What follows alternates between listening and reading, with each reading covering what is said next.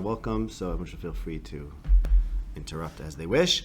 The Shir, thank you so much, Mikey, for hosting this and sponsoring it. It's sponsored Lila Nishmas, the recently departed Goyin Rav Mordechai Yafin, with whom Mikey and I were very close.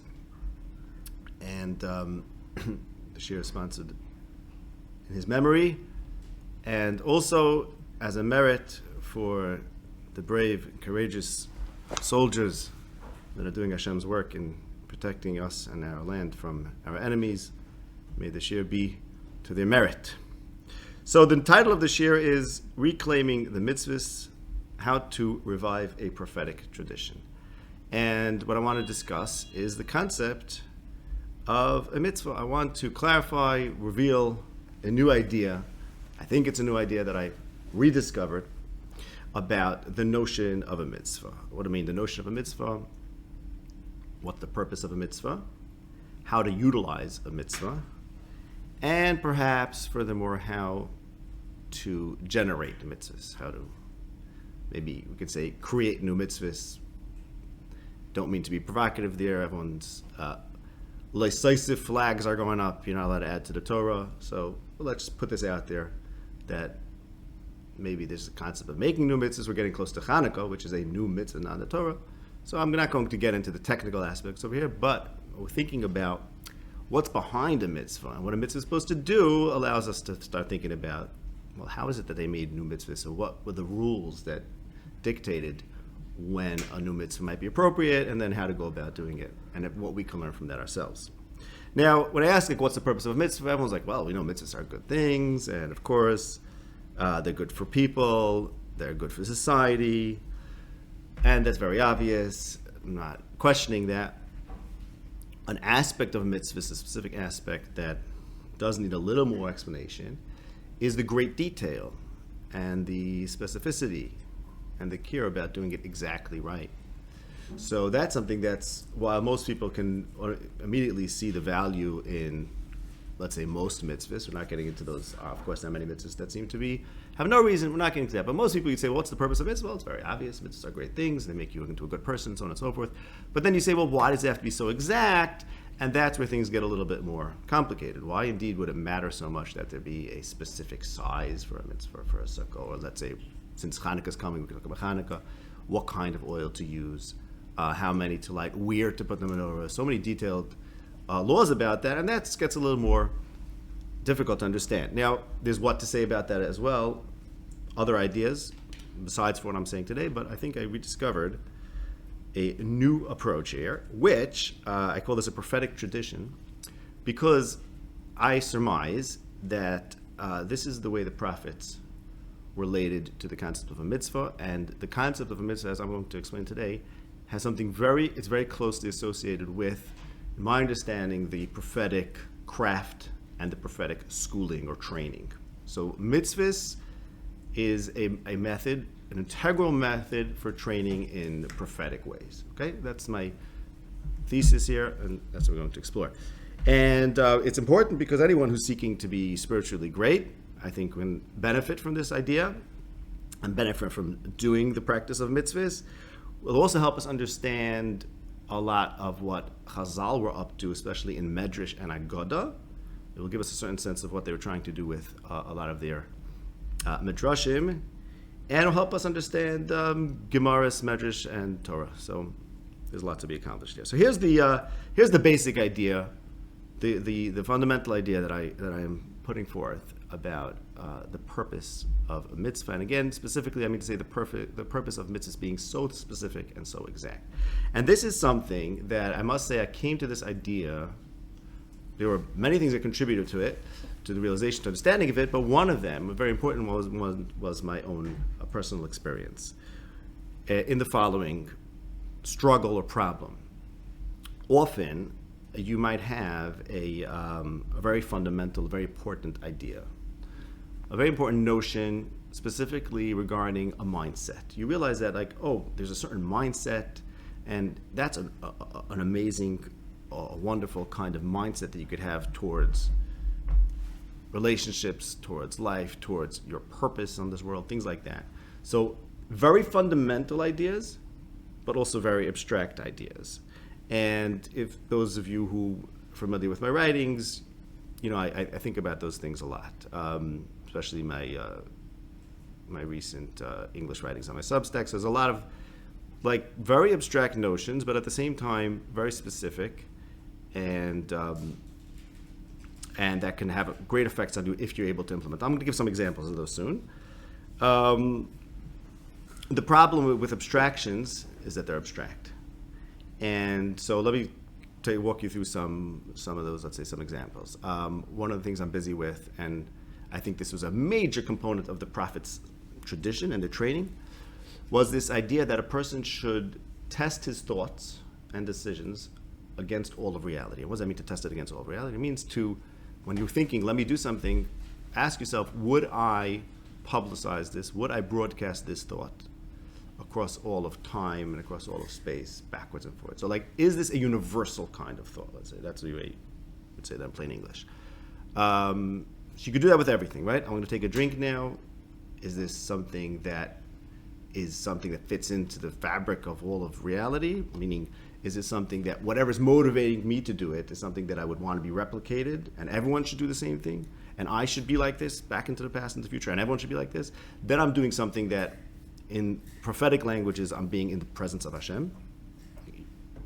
We're not going to go into the background for this, but that's my understanding. Being in the presence of Hashem is not allowing yourself a thought or even an emotion or something, not a decision, that you wouldn't place before Hashem, i.e. spread out throughout all of reality, time and space, backwards and forward. And that, of course, changes your whole mindset and makes you into a person who's thinking universally, thinking globally, and thinking about the greatest and most important things. Okay, wonderful idea. I'll give you another idea. I write about, you should identify yourself according to your causes. In other words, your sense of self should not be limited to your body, which is the effect of myriad causes. Instead, you should be recognize that your causes are the real you.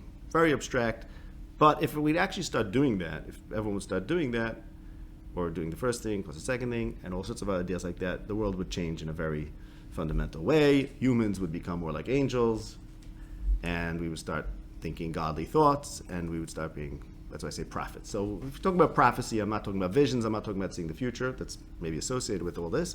I'm talking about living an extremely spiritual life where you're basically like an angel. I think being like an angel, meaning I'm doing God's work, okay? So how do you do God's work? Well, if you check your thoughts against the universe, if your sense of self is based on everything that came before you, then you're that much more before God. And here's another one I want to give you, and I'm going to focus more on this one specifically in great detail.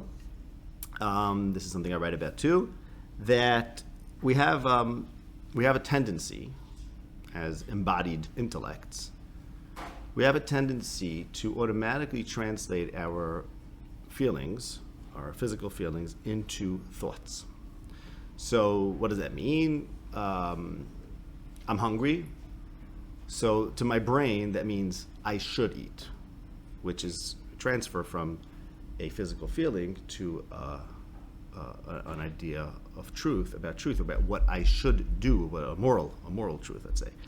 And we tend to, let's say, we could say read the body in the language of the mind, instead of recognizing, hey, the body is the body, and it has its feelings. And those feelings are very important because, let's say, that feeling of hunger is a very important clue that maybe you should eat. But there's other things to consider before you decide whether you should eat or not, all sorts of thoughts. But we have this mental shortcut between body and mind, and we translate bodily urges into ideas subconsciously. We do this all the time. And by doing that, we end up weakening the mind because we're not really thinking. We think that we're thinking, but we're really not. We're just actually thinking with our stomach, right? Like that expression, that's what it means. Thinking with your body. It's like, are you thinking now or are you feeling? But we blur them.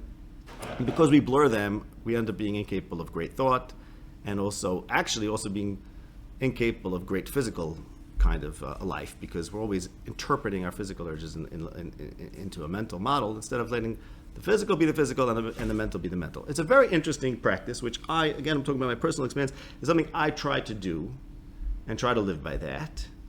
And what happens is when you try to live by these abstractions that are very foreign to us as an embodied normal person in the tangible world, what happens is I find that you could typically hold on to these ideas for like 30 seconds or a minute. They say, you know, it would be wonderful if I always lived by this. Yeah, it really would. And then it would be wonderful if everyone lived by this. Okay, so what should I do? Well, let me just start doing this. Let me start noticing when I have a thought, when I have a feeling, noticing when I have a feeling, a bodily urge, notice it for what it is, arrest that automatic translation where it turns into some thought, and just notice it for being something physical, and then work on it as that. Wonderful. And yes, I sometimes do it, and it's a great effect, and it really does feel very powerful in many ways.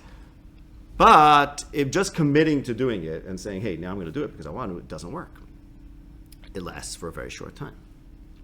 So here we have these really interesting notions, but they're abstract, and we are concrete.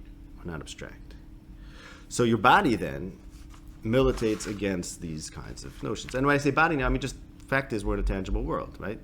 So, you know, what's real? Like, okay, you have these really abstract ideas, but they don't seem real. They don't seem interesting to practical people such as we are.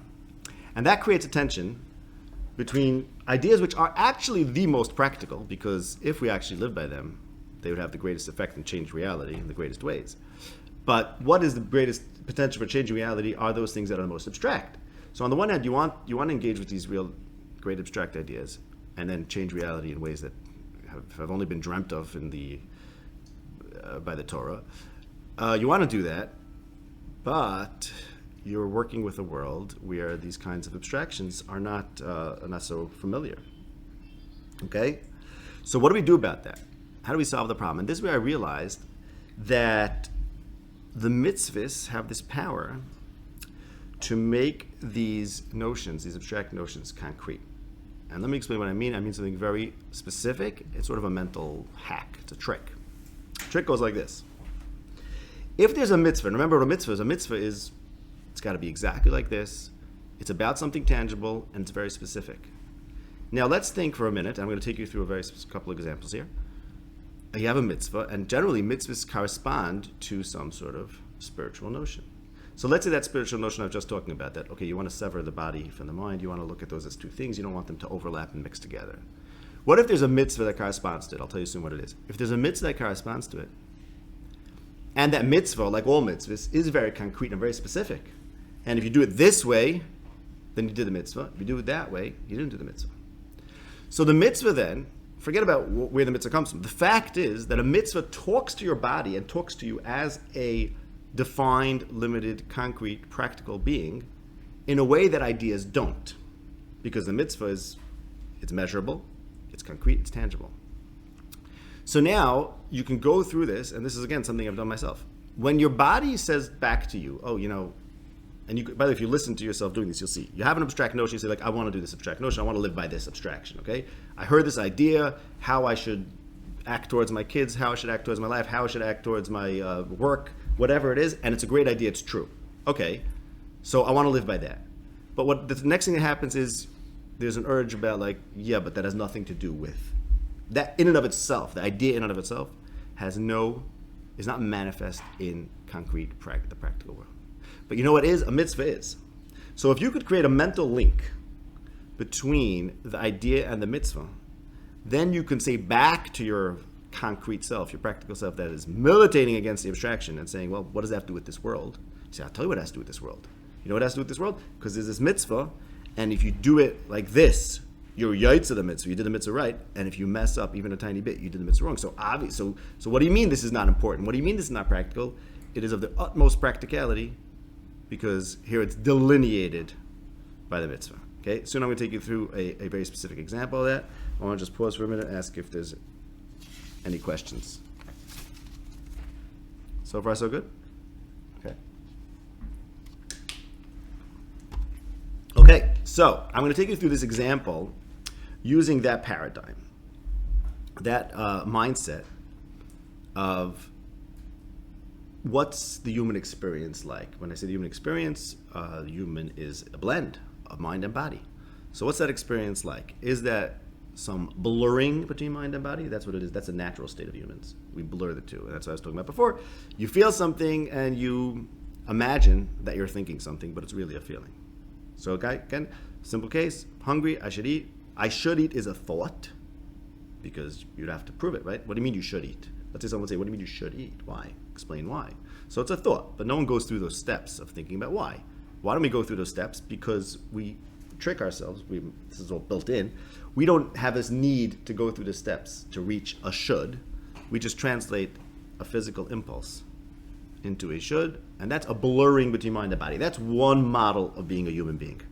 The body becomes a little bit rational, somewhat rational, because see what happens is like this, very interesting thing. If every impulse your body has is automatically translated into a notion, which is again what we do naturally, what that means is that if your body has an impulse that you know there's no way to rationalize, you're not going to let yourself have that impulse.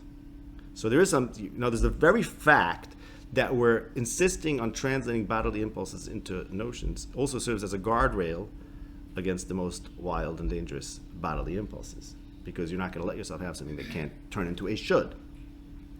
Okay, is that a good thing? Maybe, maybe not, because you're missing out on being the animal that you are. Because here's another model.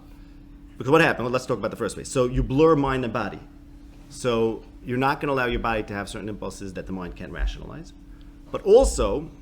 Is it that the mind can't rationalize, or to your point, if you're having to put every thought out there into the universe? So that's something else. I'm talking about the other one, leaving the thought out there. Okay? That was one. I was just giving a few examples of different abstract ideas. One was putting all your thoughts out there. Okay? I'm not talking about that one. Let's leave that one aside for now. I'm talking about a different idea. That do I automatically translate my bodily feelings into thoughts? See? When I feel hungry, I eat lunch, right? Not because I thought about it, but because the feeling goes straight into action, as if the feeling creates a truth of its own. No? Not clear? It's clear.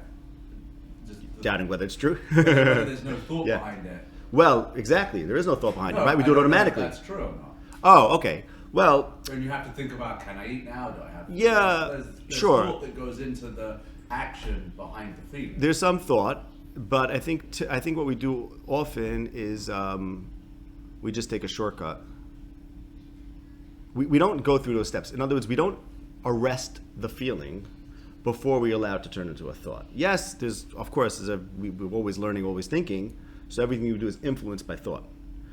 But we don't insist on noticing the physical sensation for being merely a physical sensation. We don't pause it. We allow the boundary between the physical and the mental to be blurred. That's my assertion. At least that we don't keep it separate. And that, like I said, goes both ways. That therefore, if we have a kind of physical impulse that can't be made sense out of, that disturbs us. And what I'm suggesting is maybe it doesn't have to disturb us, right? Because if we would have a kind of being where we have, let's say, a duality within ourselves, a dichotomy between mind and body, and if we would keep the two separate and say, look, the body is the body and the mind is the mind, and sometimes the body has all sorts of impulses that are correct in terms of whether we should act upon them or not, and we could be okay with that, then we'd be okay with having certain bodily impulses that we can't rationalize, and also we would only act according to the mind, not according to the body. So this idea, okay, so here I just described two kinds of humans, and in the language of Chazal, the human being who keeps his body and mind separate is what's called Adam. And when Chazal say, Atem kriyim Adam, only you, Bnei Yisrael, are called Adam, called man, that's what they mean. We'll take this on faith. I'm not going to go into the whole background for all these ideas. What does it have to do with Adam? Because Adam is, of course, Adam, the first man. We trace back, Bnei Yisrael trace themselves back, they consider themselves to be the true Adam. So what are the non-Bnei Yisrael? They're considered Bnei Noach, Noahites. So it's an interesting parallel there, right? The fact that Bnei Yisrael are called Adam parallels the fact that non-Jews are considered descended from Noach. Now all humans are both descended from both Adam and from Noach. Nonetheless, Bnei Yisrael are called Adam, and non-Bnei Yisrael are called Bnei Noach. And that's because, again, without going into the whole background, because for our purposes, we stick to what we need here. That's because the story of the flood, the story of the Mabul, is alluding to this idea that humanity underwent a change.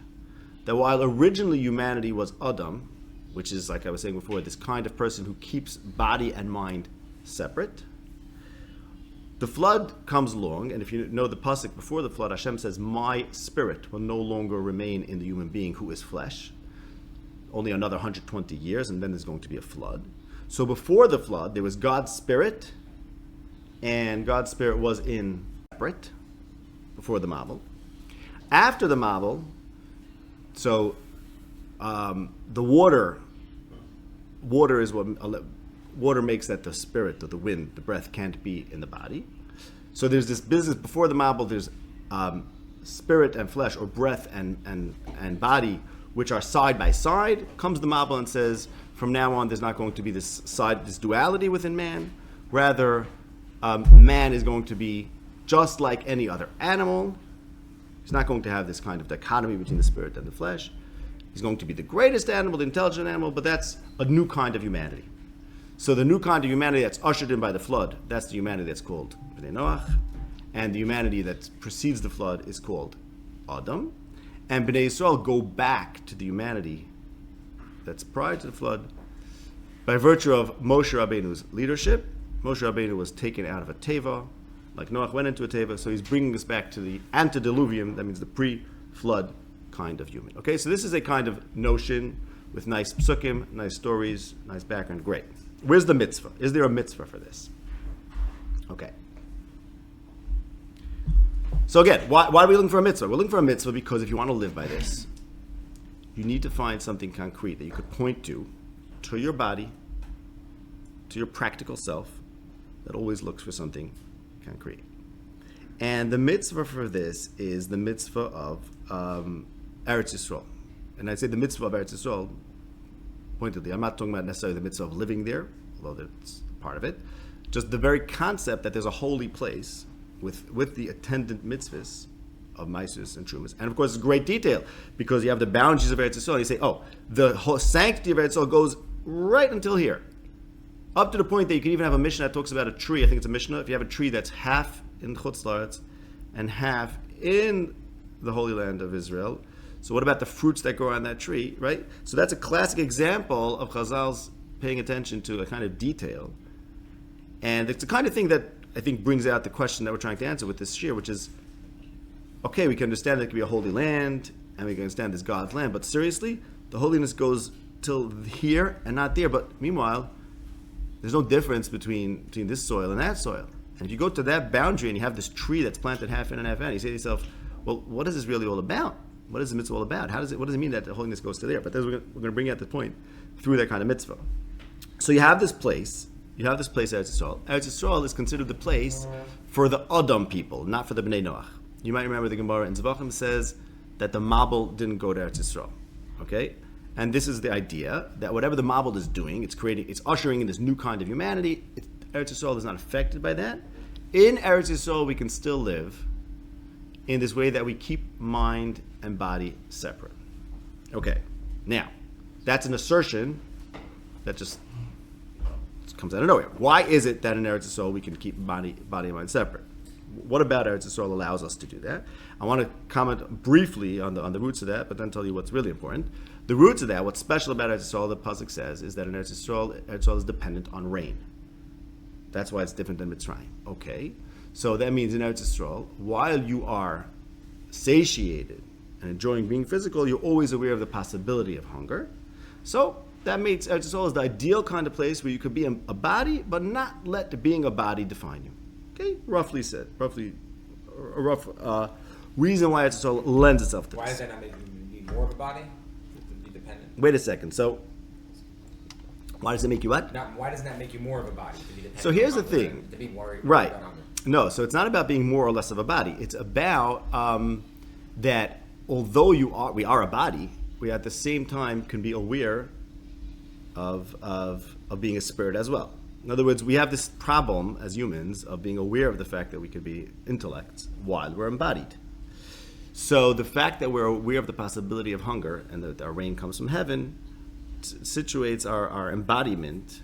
It gives us a way of approaching being embodied in a way that we recognize that there's also an alternative to being a body. Oh, you see that? I want to deliberately skip over this point. I'll tell you why. And this has to do with what I'm talking about.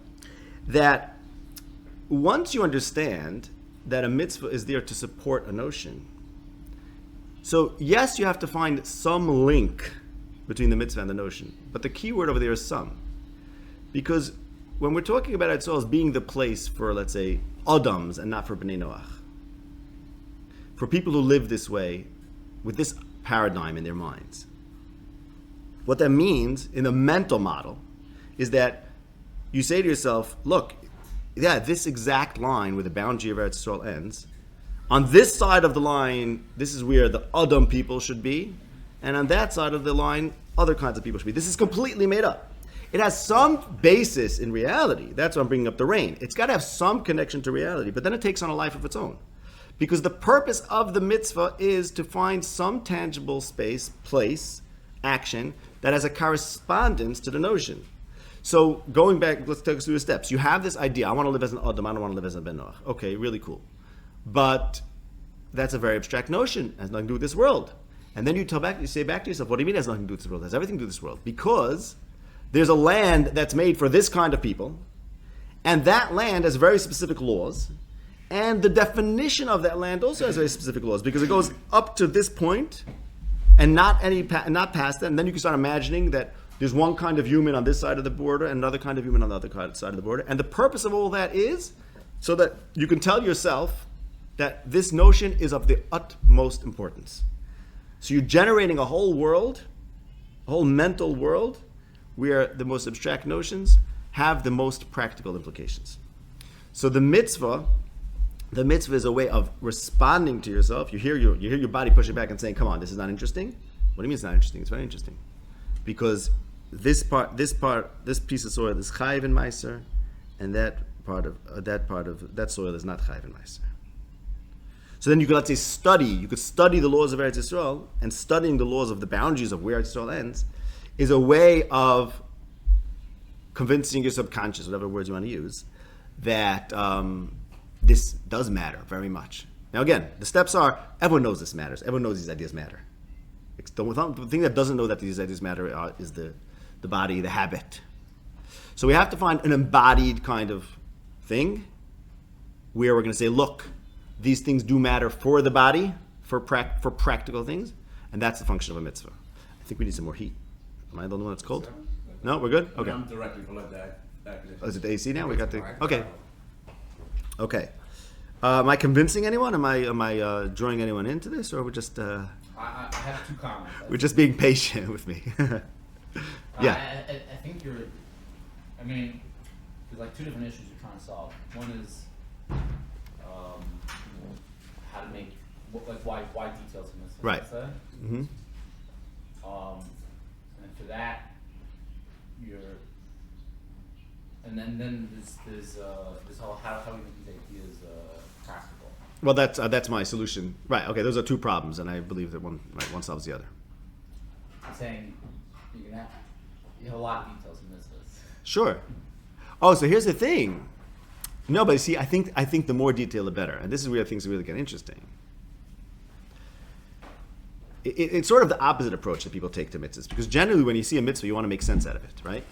You want to make sense out of it on the terms that we're familiar with. I'm arguing that it's actually important that it doesn't make sense, you see? Because there has to be a level of arbitrariness to it, because it's actually corresponding to something very abstract. I mean, the place to find this idea to be practical is in all details of mitzvahs. That's my thesis. Now, of course, I'm sure that's not absolutely true. I'm sure there's some details where maybe this is not true. I don't know what governs which details fall under this. Okay. But you see what I'm saying? I think that point is very important. That the idea that the fact that, let's say, to take the boundaries of Israel may be a bad example for various reasons. But let's say there's a certain arbitrariness to where the sanctity of Israel goes to. Okay. But, Yeah. which maybe there is. Like I said, maybe it's a bad example. But the typical approach to a mitzvah will be say, no, it's not arbitrary, we can explain this. And I'm saying that actually the arbitrariness is actually a feature, not a bug, because the more the mitzvah does not fit into everything we're familiar with, the more the mitzvah is serving its purpose, which is anchoring something that's truly magical and in a certain sense fantastical, because it's so unrelatable.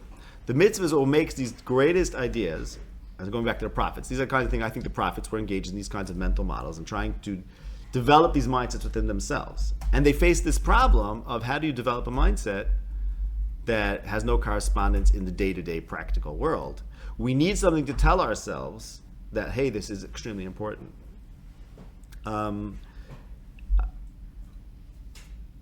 find this in personal experience. So like you have an idea and it's connected to a mitzvah. It could be like you find some idea in shofar. I've done this with shofar. So shofar has this whole deep agada behind it and so on and so forth, and symbolism and allusions. Okay.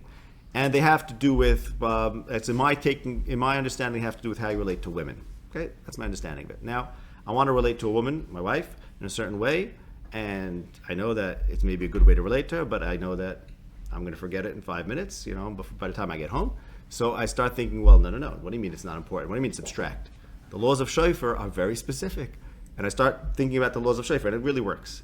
So call me crazy, but I'm saying this happens. The law have nothing to do. Nothing to do with it. Details have nothing to do with the idea. It simply goes like this. The details have nothing to do with it. Exactly. It simply goes like this. We militate against abstractions. We tend to automatically slip back into what we're used to instead of embracing an abstraction. And this is a trick.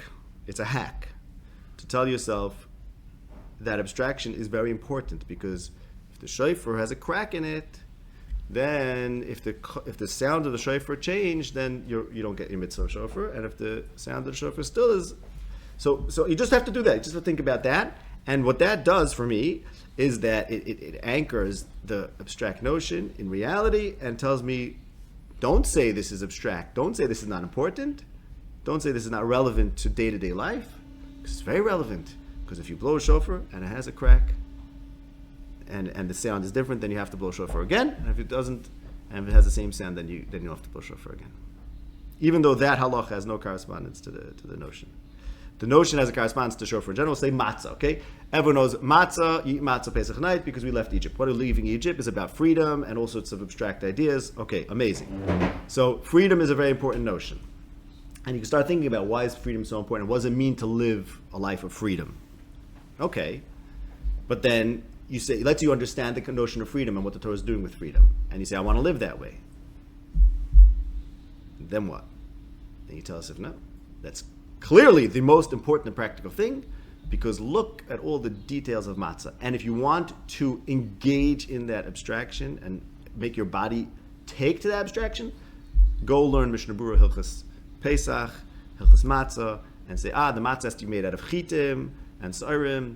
Is this kind of grain considered sa'irim? Is it not? All those details are there. Once you establish that mental link, you have to establish that mental link, otherwise it's not going to do anything. Once you establish that mental link of like, that response to this is not important, and the response is yes, it is, because there's all the details, then you could jump right into the details, and you'll see they'll have that effect. I see David is skeptical, but they don't.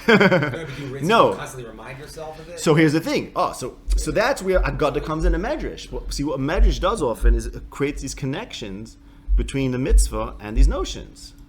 So you don't have to constantly remind us. You have to have a rich Torah behind it, behind the connection between the mitzvah and the abstract notion. And the richer your Torah is, the richer the medrash is and the Agada is, the richer that connection is going to be. But I don't think you have to constantly remind yourself of it. I'll mention this idea, like Yitzchak Loi likes to mention things that Mikubal, later Mikubal, they were doing, say, with their Kabbanis, is that they were pre-committed for whatever reason, that they're going to keep all the mitzvahs to dikdika. They're all going to keep mamash halacha. But the problem was, these things didn't really have any meaning to them in themselves. So they, which things? The proper mitzvahs. The details, okay. So they imagine kavanas to them. Right. In this way, they took autonomy Right. over their practice of Yiddishkeit. Okay. Would that be say that you're arguing about? So you're saying they inserted intentions into the mitzvahs in because order. Like the Ari. You're saying Right. your doctor is saying there aren't intentions in the pratim. Actually, Correct. You're saying it sounds like almost you're saying. I'm saying the opposite in a way. Right. You could see no, but it doesn't have to be the opposite. In other words, okay, so you're talking about like this. You're talking about reading intentions into the details of the mitzvahs. There is an association here. For example, the mekubalim. So they'll take a shear, a certain size. Sukkah has to be 10 tvachim. Kabbalah has so much to say about the idea of 10 tvachim and what that means, and 20 amas and all these things. Okay, so those are illusions, symbols, right? Symbolic associations. That's a way of doing what I'm doing in a more specific way. So I think that works also. You could say, what do you mean? Don't tell me this notion is not important, because this notion or whatever translates into the shear of 20 amas for a sukkah. Is that a better, that's I think what you're talking about. Yeah, I'm not sure what the argument is for. The argument is like, if somebody's already pre-committed, I'm going to keep all these. No, so the pre-commitment. No, the pre-commitment is not relevant. I'm saying the opposite. You're I'm saying saying the that opposite. More generally, having dikdukim in life, Exactly. practicing pratim will get you connected to the core idea. Right. Not that each small prat connects to some Exactly. specific, more individual. Okay, right. Let's wipe the slate clean. Okay, pre-Torah, pre-anything, first man on earth. Okay, and he's like, I have these cool ideas, and he noticed that every time he has these cool ideas, 10 minutes later he's back to the same old me, and I can't change myself in a fundamental way. This is the problem that was facing first man, or whatever. So he's like this. You know what I realized? If every time I have that idea, I'm going to make a corresponding action, some association through symbolism. Okay, I'll blow the shofar, and that's going to remind me of a woman's cries, whatever, or the concept of mercy, of God having mercy. Forget about God, of mercy. Okay. So he's like, once a day, I'm going to do this action. And what that does is it tells him, next time he thinks to himself, oh, I'm trying to have that thought, but it never corresponds to my day-to-day life. So it does. Because if I miss doing that, if I don't do that, I'm going to have to run and find the shofar and make sure to do it right, and so on and so forth. So that's what I was saying before. The details don't necessarily have to have any meaning in some other paradigm. If they could have a meaning in this paradigm, a one-to-one meaning, that's fine. That's great. That wouldn't take away from it. In the imaginary paradigm. What I was saying before about the details, people look for reasons for the mitzvahs like regular kinds of reasons. Kabbalah reasons or illusion reasons or hints, those work. That's not a problem. What I was saying was that it's important that you don't rationalize them by rationalizing mitzvahs in some other way than making them correspond to the deepest spiritual notions, you are undermining their purpose. Because their whole purpose is to anchor these notions in some practical world. If you're going to give the mitzvahs a different rationalization, then you're anchoring other notions in the practical world, notions that don't need anchoring, because everyone knows. Like everyone knows you should be a good guy. So you don't have to explain a mitzvah by saying you should be a good guy, because then what's a mitzvah for? See, that's the problem you have with mitzvahs, right? Okay, the Rambam says not to knock the Rambam over here because there's a lot more. But let's say Rambam says, okay, Yom Tov is very important because Yom Tov is very important. Of course it's important, right? You have holidays and people have to get together. Like, okay, fine. So then why are you telling me that the sun sets? I better get off my phone. Like, hello, what's the worst going to happen, But so I'm saying that the Rambam's undermining, again, the Rambam's a lot more kavanas. I'm not trying to say that the Rambam, but that kind of approach is undermining. But you're arguing that it should have some correspondence to an idea that you would otherwise be able to implement. Right, It's exactly. still not clear to me whether you're Exactly. arguing... Exactly. That's the key. Mati said it well. Are you implementing the idea, or you're just doing the opposite in order to kind of remind you of the idea that you're not actually doing? Well, no, it's reminding you of it, and that way it's making the idea be relevant to this practical world, so that next time you try to engage in that idea, and you find yourself pushing against it, you're going to run to that Hilchah Shofar or Hilchah's boundaries of Eretz Yisrael and saying, what do you mean? Eretz Yisrael has one kind of human, and right across the boundaries is another kind of human, so clearly these two kinds of humans is a very important and practical and integral notion in day-to-day life. I'm still not sure it's a That's good it, argument for mitzvahs, 'cause, yeah. You could just, let's say you're worried about the mind-body problem. Okay, start wearing your gartel every day. Remember. That's a mitzvah. You just, like Saisif, whoa, don't add mitzvahs. That's a problem. Boom. Thank you, Mati. You just proved my point. You said, I understand mitzvahs, let's do a mitzvah. No, that's a mitzvah. No, wait a second. If you're committed to wearing the gartel every day, and if you don't wear the gartel, you can be running around saying, I need a gartel, and another guy's going to look at you and say, like, what do you need a gartel for? And you're like, no, I need a gartel because I wear a gartel. Then you just made a mitzvah. That's exactly what I'm saying. You just described a mitzvah. A practice that, like, yes, it's important, but it's really so important that, like, if you don't do it, it's going to be a big deal. And the answer is no. Sometimes you need to have things that if you don't do it, it's a big deal. Because there are things that are a much bigger deal, but that your body tells you are not a big deal, so you need to do this kind of narrow, Right. focus. It's a tremendous deal. Once you recognize that your brain alone is just not going to do it for you. That's it. Right? That's a key Right? point. Then, Exactly. then it's That's it. It is the Your biggest deal in brain the world. alone will Yeah. not do it. That's a fact. We all know that, right? You could have these coolest ideas and like it's amazing, you'll be great, the world will be great, but that's not going to make it happen. That's it. I don't think it's such a big fish that you should take actions to improve yourself or make a practice or make a ritual out of your spiritual ideas. I think the connection to the Dukim of mitzvahs, that's where it may be falling short. I mean, we're committed to a very factual scenario, Right. and I'm not sure, like, So I'm going to use my example, the boundaries of Eretz Yisrael. Okay, you could write books about that. Like how many books have been written about that, right? How many hours have been spent studying that?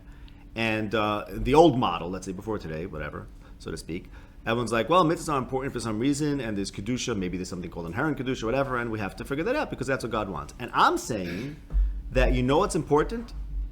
Engaging in this research, engaging in this thinking is what's important. Because by engaging in the question of where does Eretz Yisrael go to or not, we are making a reality out of something unreal.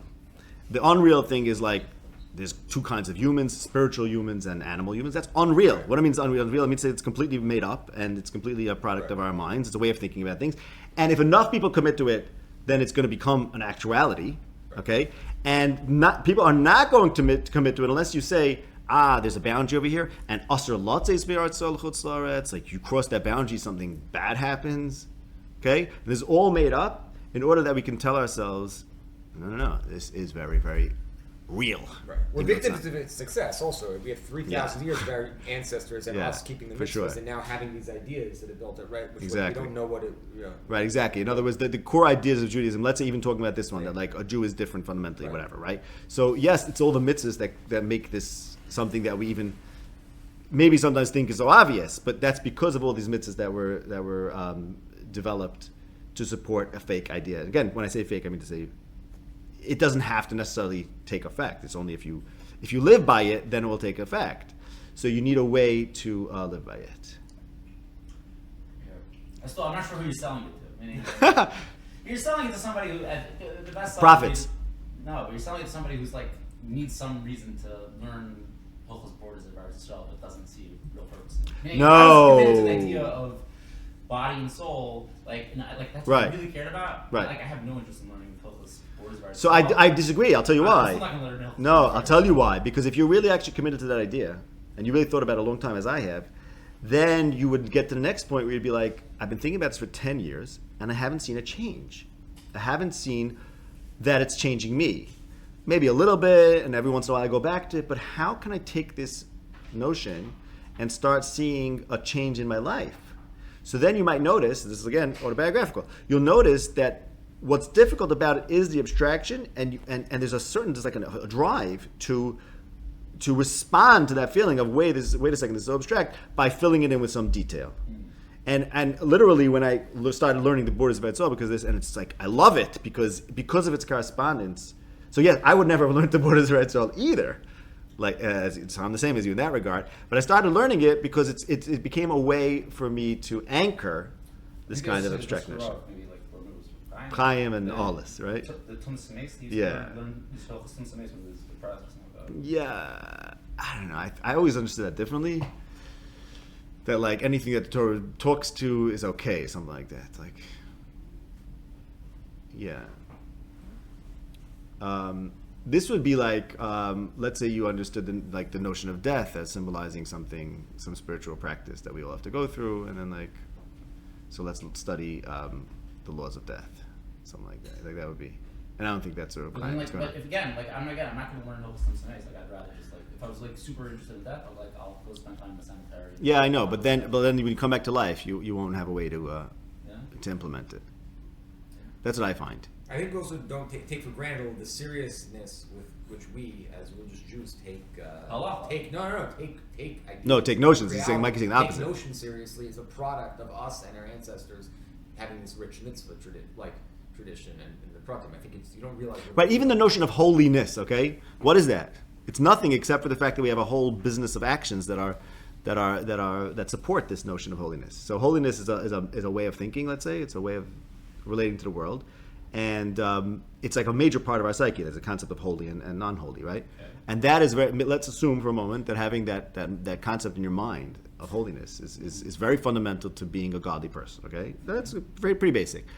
But then if you would talk about holiness without holy days, without consecrated items, without a holy land, without books that are holy and have to be treated a certain way, then it would be completely meaningless. It would be talking about the most abstract things. It would be trying to order your life on quantum physics, like or worse, because like at least quantum physics, some people has a reality, and this is just completely a notion that's in the mind and has no supportive structure.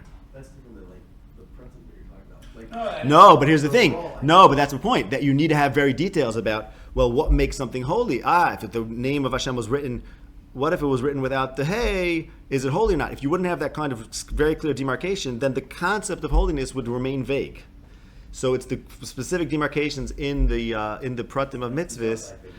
That's the quantum leap. But again, you're still saying that the pratim themselves do not represent notions. Don't necessarily have to. Kabbalah does that. Kabbalah makes them correspond, right? The broader mitzvah has a notion. The pratim are there to show that to create a very bounded, defined, physical thing. Physical thing. Almost physical thing. That's right. Regardless of it could be totally arbitrary, as the Rambam suggests. It could be arbitrary. That's right. Right. The Rambam suggests it could be arbitrary. Right. Exactly. The details of the mitzvah Rambam suggests could be arbitrary. Mm-hmm. I guess with the holiness, that would be the best argument to connect it back to Torah and Halacha, which is that it would be very difficult for you to just create those things for yourself, by yourself, right? Some sort of system. So now you're talking about the law and mitzvahs as being a communal thing, right? A national thing, right? Exactly.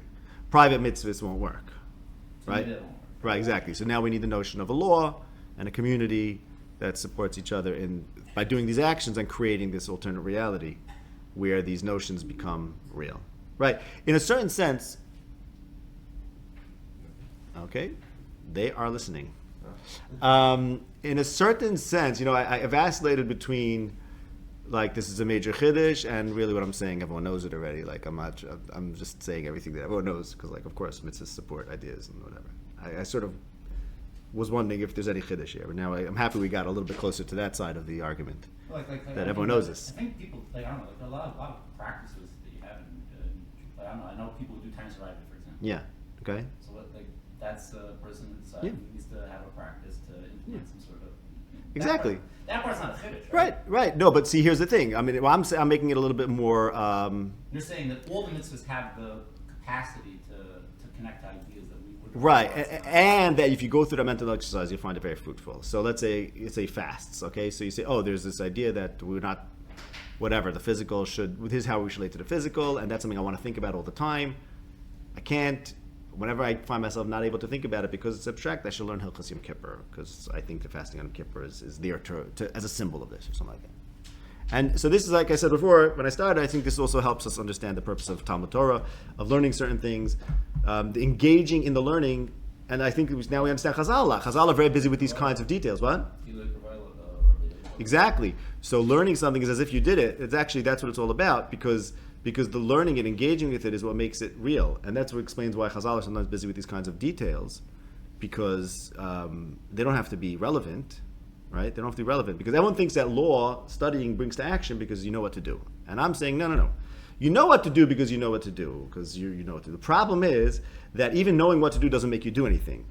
So you have to have a world of halacha where you can engage in, and that's what learning is, and that way you could do what you know you have to do anyways. So this is my a little bit antinomian. Yeah, it's the study. Talmud maybe it's the act of studying. It's engaging with something that's very concrete, and that's, like I said, I think that explains why Chazal could find it exciting to ask these kinds of obscure questions, because that's a way of like. So you're working on the border over there of Eretz Yisrael, and you're using that opportunity to inculcate this idea of like there's two kinds of humans, and we can be this kind of human, and here it's associated with being dependent on heaven, all sorts of the notions, like I said, the Medrash, the Aggadah, the history of the Mabul. I'll give you an example of that soon.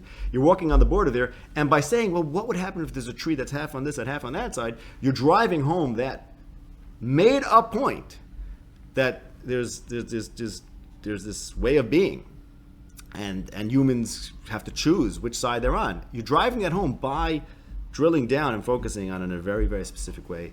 And that's what I was saying before about the details. The more the detail seems to be arbitrary, in a certain sense, it's more effective. In this Nakuda, you could also find connections between details. Because that way it's like, no, I'm insisting that it matters, even though for all intents and purposes it doesn't. So it must be that thing which is imaginary, or it's in my mind, matters. That must be, that's a mental trick. The idea that practice leads to thought isn't like that. The practice is there in more of the ignorant. Right. Finish. That's not a finish. Right. That the practice is there further supporting the thought. Yeah, and it's not the thought that leads to practice. The practice will lead to the thought. That's not the finish. Okay. So what I'm saying is though that you're adding in that the details of the practice. Yeah. I think that's the jump like that you don't even make. It's not logical. Yeah.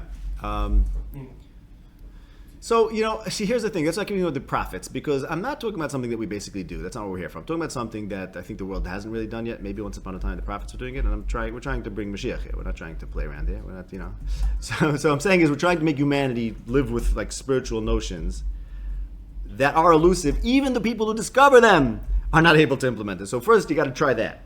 First, take one of these these complicated notions and say, I want to start living with that. Then I think you'll see what I'm talking about. I'm not, like I said, I'm not talking about something we're familiar with. I'm talking about things that we can understand, and we could maybe agree to as being important. Well, let's go back to the other idea about I want to make all my thoughts universal. Okay, I think most people could agree that's an awesome thing if everyone would do it.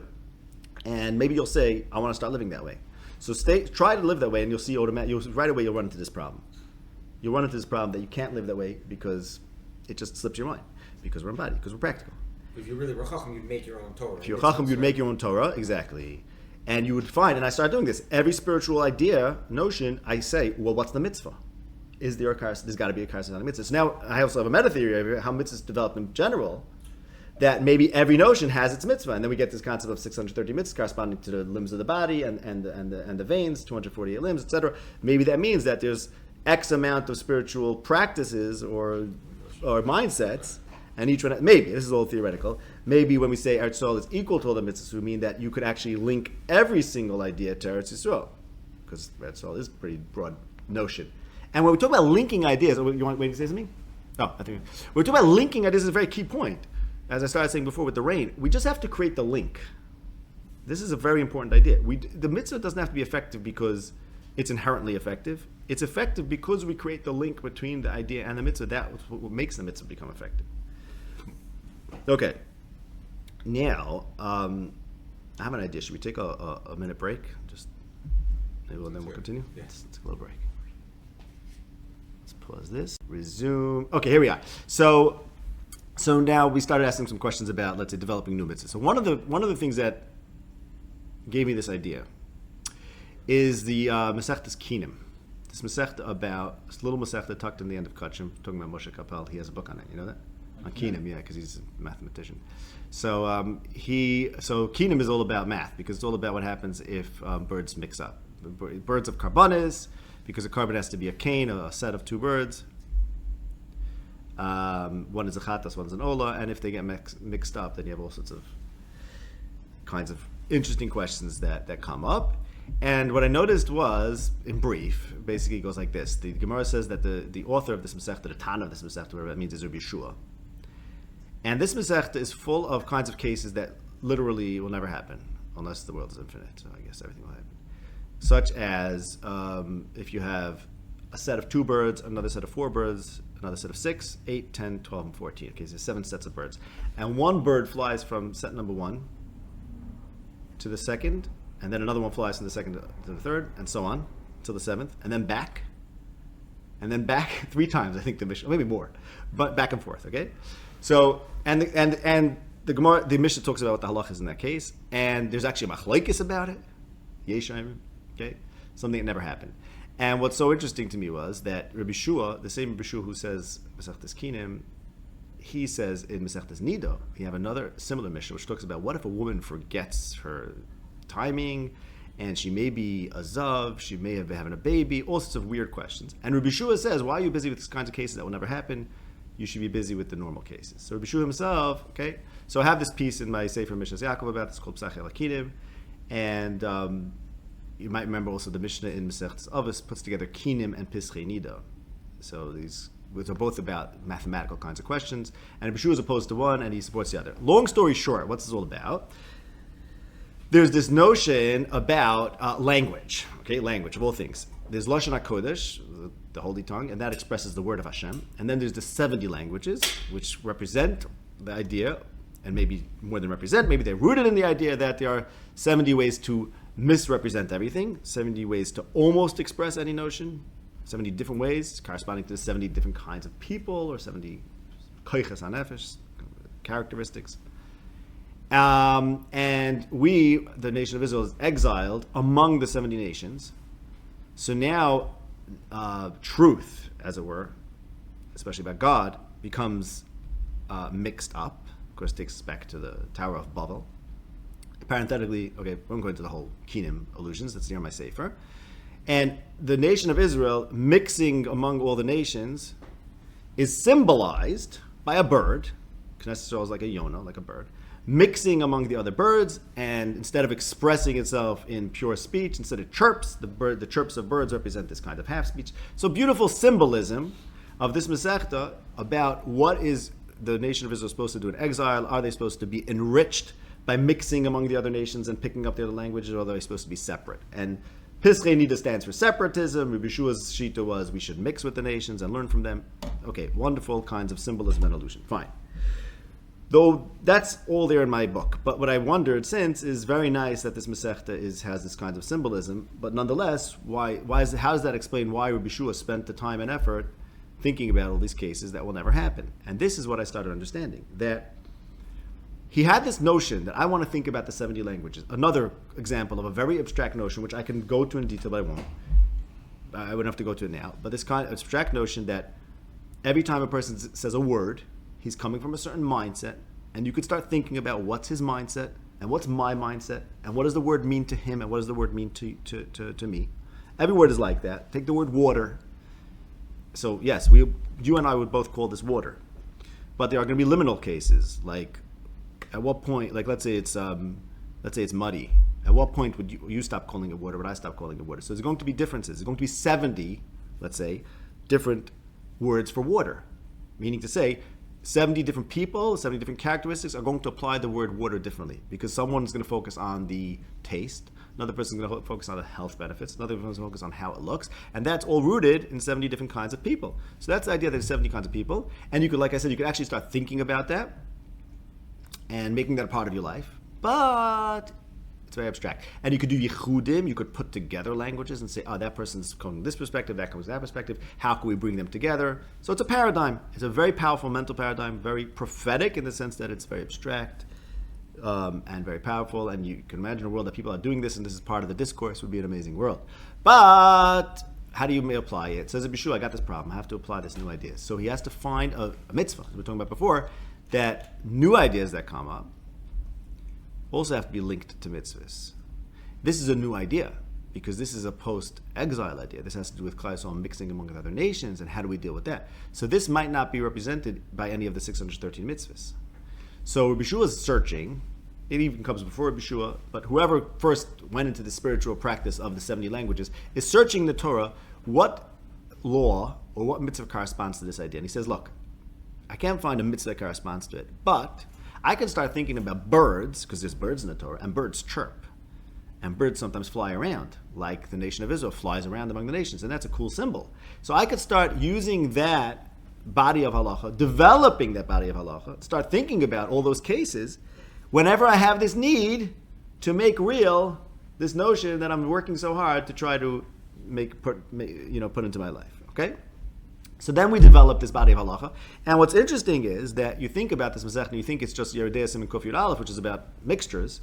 But actually there's new halachas that are unique to this Masechta. Like I said before, there's a machlokes about what happens in a certain case, which you're not going to find in the Shach and Yeridei about other kinds of mixtures. Because once you start developing halacha in a specific case, it takes on its own contours, its own rules that wouldn't have had existed. So we're actually creating new halachas, because these halachas, had there not been Masechtas Kinnim, and you would have come to a Rav with the question, my birds got mixed together, he would have looked in Yeridei where it talks about animals getting mixed together and are not kosher, and he would have applied it. But since there's Masechtas Kinnim that starts thinking about it as its own topic, we have new halachas that are unique to Masechtas Kinnim. Okay, so that's an interesting thing to think about. Rabbi Yeshua wants to think about this. He wants to learn this because this is his thing. He loves this notion. Other Tanaim don't think about it. And by the way, that's another thing to think about, that like different Tanaim, different Masechtas, or when the halach is like one Tana, okay, because they've had like their private kinds of mitzvahs. So going back to this idea of a mitzvah, a new mitzvah. So here we have this like post-exilic thing of mixing into the nations. Rabbi Yeshua has to find something to do with, something corresponds to it, and he developed an existing mitzvah, and he extended it by dreaming up kinds of cases that the Torah doesn't talk about. So that's one way to do it. What if you have a completely new idea? We're talking about before, okay, the Torah is there for ideas. What happens if I'm going to come up with a completely new idea that's not in the Torah? So one thing you could do is say, well, maybe the Torah is a complete toolkit, and maybe the 613 mitzvahs are adequate, and maybe you could always find something in the Torah, or if not something explicit mitzvah, you could do like Yeshua did and find something that you could develop, a body of law that you could develop that will serve as your anchor for this. Or maybe you'll have to make a new mitzvah, and that's what we're saying. There's Ner Chanukah and Mikra Megillah. Ner Chanukah is a whole new kind of idea that I actually speak about also in the Sefer Mishnas Yaakov, what was going on with the Greeks and with vision, something that we're dealing with the Greeks and we're dealing with this concept of sight in a new way that the Bible doesn't talk about. So, time for a new mitzvah. What about the Averi not allowed to add to the Torah? We're not going into the halachic elements here. But the fact that there could be a need for something new because we don't have something existing, a corresponding mitzvah, that would explain, that's a possibility, and that would explain either this developing a body, an existing mitzvah, but developing it in new ways and thinking about new cases. Masechtas Kinnim is my model for that. Or perhaps sometimes we have to create something completely new, and that would be Ner Chanukah and Megillah. So in my understanding of what mitzvahs are for, Ner Chanukah is not to commemorate an ace, because like, okay, we could commemorate in lots of ways, we'll say Hallel, whatever. It's because there was a need for a new spiritual paradigm that the Torah doesn't cover. In the case of Hanukkah, I could explain that. I won't go into that, but I could explain it. It has to do with the fact that we're now facing the Greeks, a whole new thing, which we didn't deal with before, and the Greek way of thinking, whatever. And therefore we need a new mitzvah to be basic in. If you don't like this new paradigm, then you don't like Ner Hanukkah. That's not your mitzvah. And you do find that. You find that different Tanoim, different Amorim, were into certain mitzvahs, at least in halachically, whatever. We're not going into that. And yeah, but Persume Nisa is the act of the mitzvah. And that itself is going to be a correspondence to something. Also, we have to repeat myself from the beginning of this year. Of course, mitzvahs have purposes like you want to commemorate an ace, right? But this is a good example of that doesn't explain fully what we're doing here, right? You want to commemorate an ace, okay, there's lots of ways to commemorate an Nisim, right? You want to make a minhag to light candles also, but the whole detail, I'm saying that one of the ways to understand that is for the most prophetically inclined people, the most spiritually inclined people. And they're going to find, I need a practice. And sometimes they're going to reach the place where they need a new practice, and that's when you know it's time for a new mitzvah, okay? Again, I'm not talking about the problem of adding to the Torah. Okay, I want to give you one more example, and then I think we're basically going to be wrapping it up, yeah. Yeah, pretty much. One more example, especially now that we're talking about new mitzvahs, okay? This is something I spoke about once. Chazal have this thing that you're not allowed to take big steps. You're not allowed to take big steps. You remember this? You're not allowed to take big steps. Do you remember me talking about this? Oh, okay. You're not allowed to take big steps. And if you take big steps, you lose some of your eyesight. Okay? And it comes back by Kiddush. So what's going on, right? You take big steps, you lose your eyesight, 1/500th of your eyesight. Here's my take on it. Here's the mindset. The mindset is a very important mindset. One mindset that we have is that we'd rather be there than here. And I say there conceptually.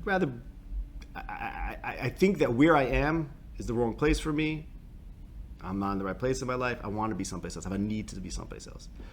Another mindset is that, yes, the world is progressing, and yes, the world is not perfect yet, but the process of progress is exactly the way things should be. So I am exactly where I need to be, which is as part of a process that's constantly improving.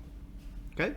So that's two different mindsets. One person's has a negative view on the way things are, and that makes him want to be someplace else. Another person has a positive view on the fact that things are developing.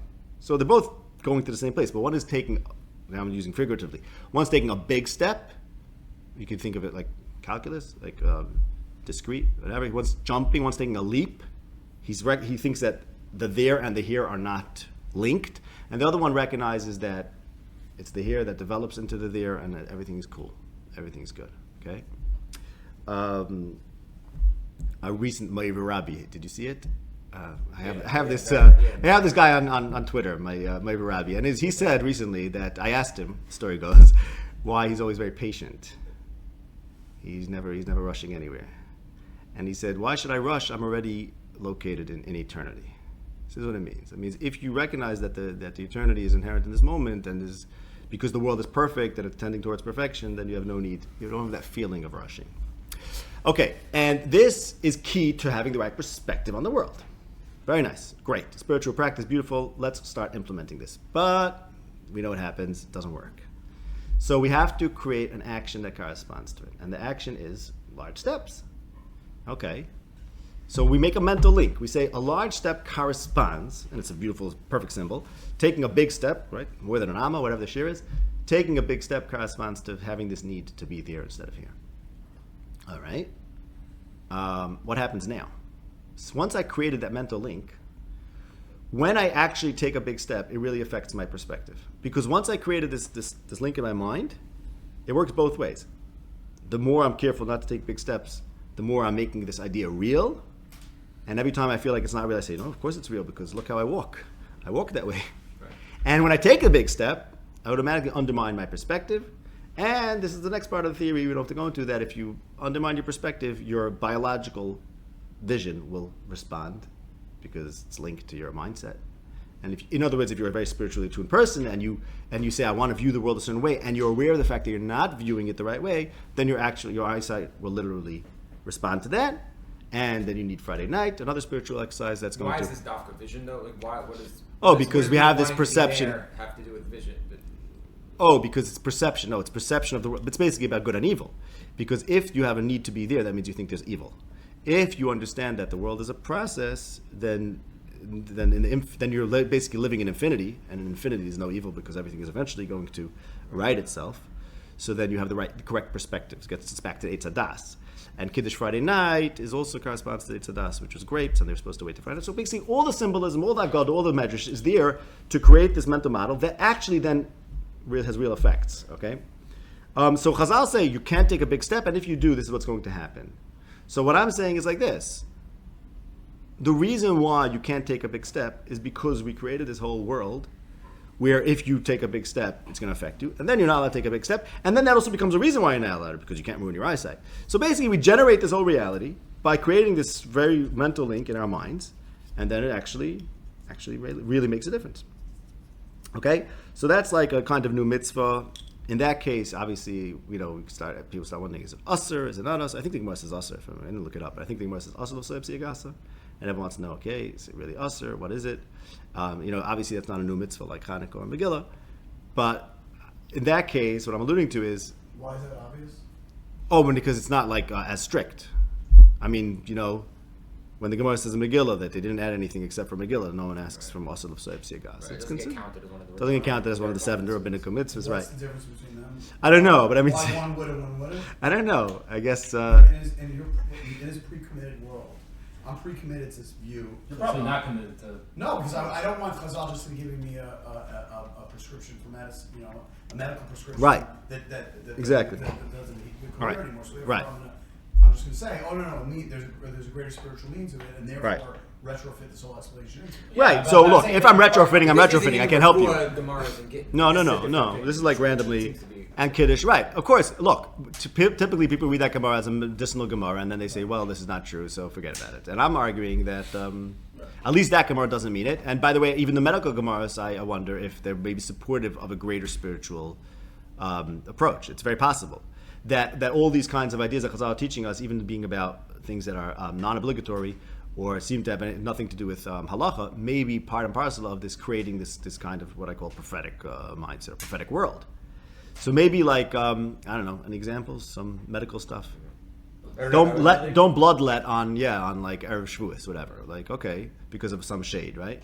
That's the kind of thing. Like there's blood, there's Shavuos, there's shade. These are cool ideas, Now I sound like Jordan Peterson. Yeah. Sure. Zugas. I mean, Pythagoras. pairs. What? You don't want things in pairs? No. That's- No. The reason why we selected how many people are coming to this year, right? You notice 2 people left, we still have an odd number. No, because, there's a thing. If you actually, first of all, numbers are very interesting things if you start thinking about it. If you look at like, the Pythagoreans were very busy with, by the way, you know that like there's a certain amount of numbers, each number has a meaning to it. It's a good example of the kind of thing that once you start thinking about it, then it does become important. And what I'm arguing for is that we have a need to create these kinds of things, and if you didn't have them, you would create them. That's what I'm saying. And one of them could be, and then you have like peripheral things like maybe zugos, where it's like, okay, this is non-obligatory, and maybe we could say, if it's not for you, don't do it. But we'll put it out there, and for the right person, he might find this very beneficial. Basically, what I'm saying is, I wouldn't have a problem if someone would develop a whole Torah about peers and say, you know what, it's time to start being busy with that again, and it would actually make sense. Yeah. I mean, you know, like Sam Harris's cookbook. I am not familiar with that particular cookbook.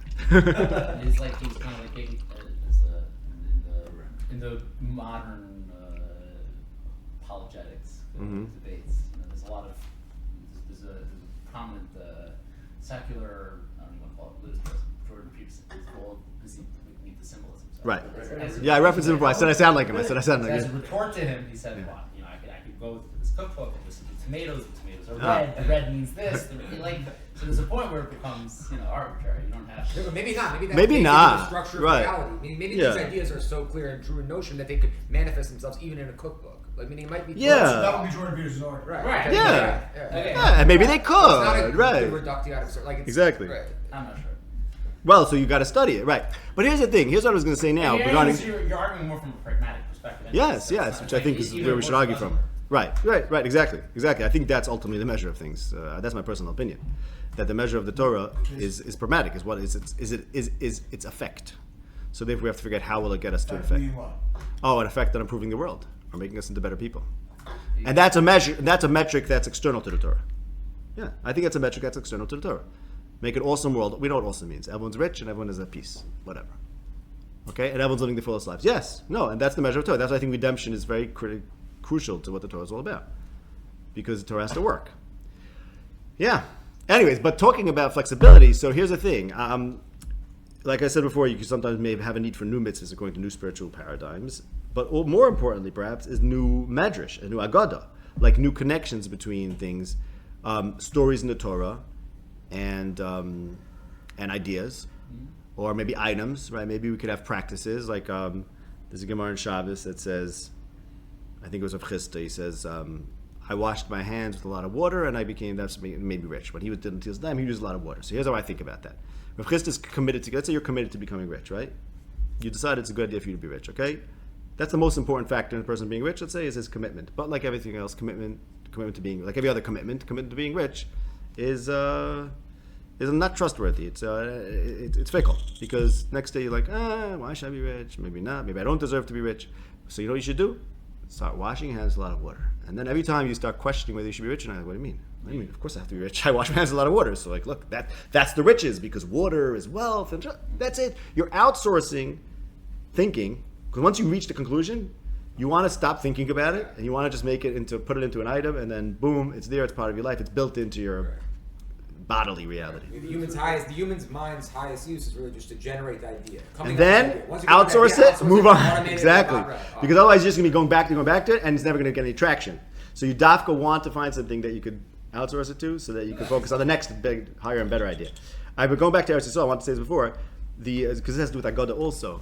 The Medrash says that Akko is so called, the land of Akko, the city of Akko, that is so called, if I remember correctly, because the Mabul, as I said before, the Mabul didn't go to Eretz Yisrael, and Akko means Adko. Mabul was told, come till here, okay? Now, do we care about the actual etymology of Akko for this purpose? Certainly not. What are we doing here? My understanding, what we're doing is we're trying to find things that we could link this idea to, because we want to think about the Mabul raging and reaching here and saying, look, the boundary stopped right there. That's where the Mabul came to. And it's real in our imagination, it's real in our minds, and that way the concept of Eretz Yisrael, of holiness, or of being an Adam and not a Benoch, all becomes real through these midrashim. So the Torah, the flexibility of the Torah, and the flexibility of creating new agada, at least, if not new mitzvahs, I think is fine. I think it's okay. The original intent, for our purposes, is important, because that's where you're going to find the richest agada and the most usable kinds of stories. But if you can find ways to do it for new ideas, then I think that's that's something to do. Okay, so if you have new ideas, make new agadas. And like I said before, so you could have mitzvahs that are your personal mitzvahs, like you like these mitzvahs, or they're talking to where you're holding. You can have mitzvahs that you care about more than other mitzvahs because this is the kind of thing that you're busy with, and that's all fine. The law is obviously the same for everyone, but in terms of your relationship or your personal use of the mitzvahs, you can have your own mitzvahs. Okay, let's. I think we're going to conclude now. So you can command yourself a private mitzvah. As long No, as so- you tell other people to do it. Yeah, I wasn't talking about generating a new mitzvah. You could probably do that. You'll call it a practice, whatever. Call it whatever you want. Don't call it a mitzvah, maybe. I don't know. You have to think about that. No, I was saying is that in the existing mitzvahs, you could have mitzvahs that you're busy with more than other ones, and you like more the than other Rambam, ones. right, yeah. The Rambam? There's a- Oh, the Rambam and the Makos. Yeah, Excellent, yeah. right. That why did okay, excellent. The Mishnah says, Hashem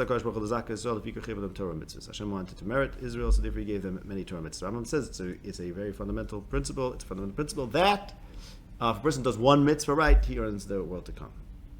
So he's saying is that as long as you have one, for our purpose, as long as you have a lot of mitzvahs. a lot right? of In order that mitzvahs, one, the person should find one. And one get will the speak portal to you. the law. Exactly. That's your portal, because that's your portal to some spiritual reality, having some concreteness which is what's so important for them to become relevant. Excellent. So Torah is a cool like this toolkit that you can access. Perhaps it's a complete toolkit. Perhaps sometimes it has to be updated. New mitzvahs, whatever.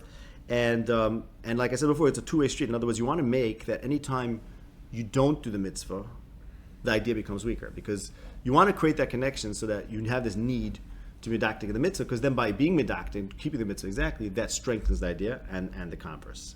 And then of course you have to get into the notions behind them, and the medrash, the psukim, the richness of the medrash, richness of Haggadah, all is there to support this mental link. But very important, I think this has to be conscious. You have to actually think about it. You have to actually it's worth, I think, having this conversation in your mind. And you'll see, if you listen to your body when you try to have some notion, you'll see your body saying, "Meh, come on." You can notice that. And then you could respond with this practice. That's my prescription here. And I think that this practice for us and for extension all to whom we teach this can be absolutely redemptive. With that, I will end. Go ahead.